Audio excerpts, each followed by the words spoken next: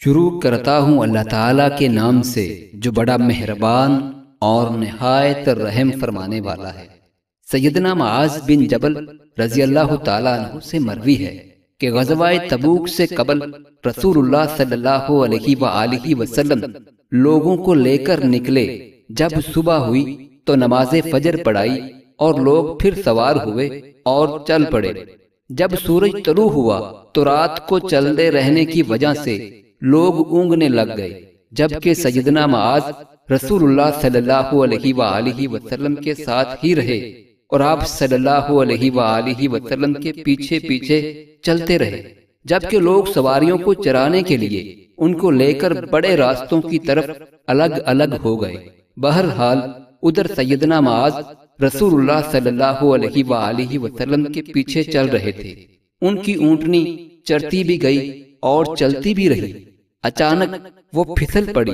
سیدنا معاذ رضی اللہ تعالیٰ عنہ نے لگام کھینچی، لیکن وہ دوڑنے لگی اور رسول اللہ صلی اللہ علیہ وآلہ وسلم کی اونٹنی بھی اس کی وجہ سے بدکنے لگی۔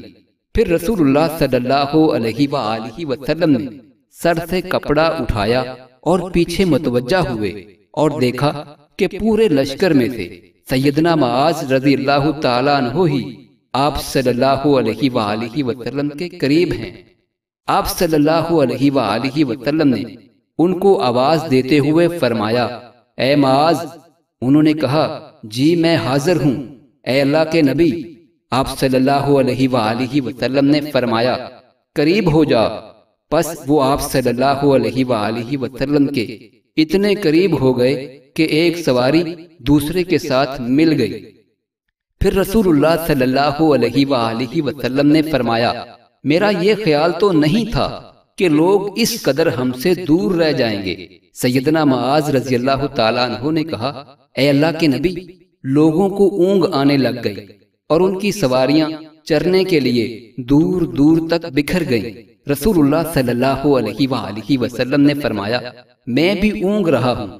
بہرحال جب سیدنا معاذ نے دیکھا کہ رسول اللہ صلی اللہ علیہ وآلہ وسلم ان کے ساتھ خوش ہیں اور ان کے ساتھ خلوت میں ہیں، تو انہوں نے کہا، اے اللہ کے رسول، آپ مجھے ایک ایسی بات پوچھ لینے کی اجازت دیں جس نے مجھے بیمار اور پریشان کر رکھا ہے۔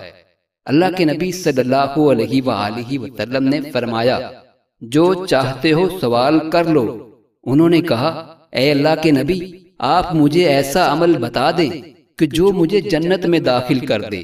میں آپ سے اس کے علاوہ کسی اور چیز کے بارے سوال نہیں کرتا۔ آپ صلی اللہ علیہ وآلہ وسلم نے فرمایا، واہ واہ واہ، تم نے بڑے عمل کے بارے میں سوال کر دیا ہے، تم نے تو بڑے عمل کے بارے میں سوال کر دیا ہے۔ آپ صلی اللہ علیہ وآلہ وسلم نے 3 دفعہ یہ جملہ دہرایا اور پھر فرمایا، لیکن یہ عمل اس آدمی کے لیے آسان ہے جس کے ساتھ اللہ تعالیٰ بھلائی کا ارادہ کر لے۔ پھر آپ صلی اللہ علیہ وآلہ وسلم نے مزید کوئی بات بیان نہ کی، البتہ انہی الفاظ کو 3 دفعہ دہرایا تاکہ سیدنا معاذ اس کو اچھی طرح یاد کر لے۔ پھر آپ صلی اللہ علیہ وآلہ وسلم نے فرمایا، وہ عمل یہ ہے کہ تم اللہ تعالیٰ اور آخرت کے دن پر ایمان لاؤ، نماز قائم کرو، صرف اللہ تعالیٰ کی عبادت کرو اور اس کے ساتھ کسی چیز کو شریک نہ ٹھہراؤ، اور پھر تم اس سلسلے کو جاری رکھو یہاں تک کہ اسی پر وفات پا جاؤ۔ انہوں نے آگے سے کہا، اے اللہ کے نبی، یہ بات دوبارہ ارشاد فرماؤ۔ آپ صلی اللہ علیہ وآلہ وسلم نے 3 دفعہ دہرا دیا۔ پھر اللہ کے نبی صلی اللہ علیہ وآلہ وسلم نے فرمایا، اے معاذ، اگر تم چاہتے ہو کہ میں اس دین کی اصل اور اس کی کوہان کی چوٹی کی وضاحت کر دیتا ہوں۔ سیدنا معاذ نے کہا، کیوں نہیں اے اللہ کے نبی، میرے ماں باپ آپ پر قربان ہوں، آپ مجھے بیان کریں۔ آپ صلی اللہ علیہ وآلہ وسلم نے فرمایا، اس دین کی اصل یہ ہے کہ تم یہ گواہی دو کہ اللہ تعالیٰ ہی معبود برحق ہے، وہ اکیلا ہے، اس کا کوئی شریک نہیں، اور یہ کہ حضرت محمد صلی اللہ علیہ وآلہ وسلم اس کے بندے اور رسول ہیں، اور اس دین کا سہارا اور ستون یہ ہے کہ نماز قائم کی جائے اور زکوٰۃ ادا کی جائے، اور اس کی کوہان کی چوٹی جہاد فی سبیل اللہ ہے۔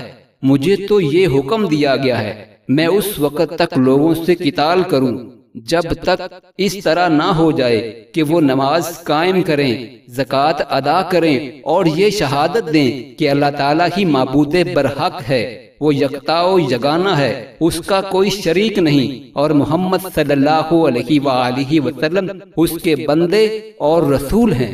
جب یہ لوگ یہ امور سر انجام دیں گے تو وہ خود بھی بچ جائیں گے اور اپنے خونوں اور مالوں کو بھی بچا لیں گے، مگر ان کے حق کے ساتھ ان کا حساب اللہ تعالیٰ پر ہوگا۔ پھر رسول اللہ صلی اللہ علیہ وآلہ وسلم نے مزید فرمایا، اس ذات کی قسم جس کے ہاتھ میں محمد کی جان ہے، فرض نماز کے بعد جنت کے درجات کو پانے کے لیے جہاد فی سبیل اللہ ہی ایک ایسا عمل ہے جس میں چہرے کو متغیر کیا جائے اور قدموں کو خاک آلود کیا جائے، اور بندے کے ترازو کو سب سے زیادہ بھاری کرنے والا یہ عمل ہے کہ تم اللہ تعالیٰ کے راستے میں کوئی چپایا خرچ کرو یا اللہ کے راستے میں کسی کو سواری دے دو۔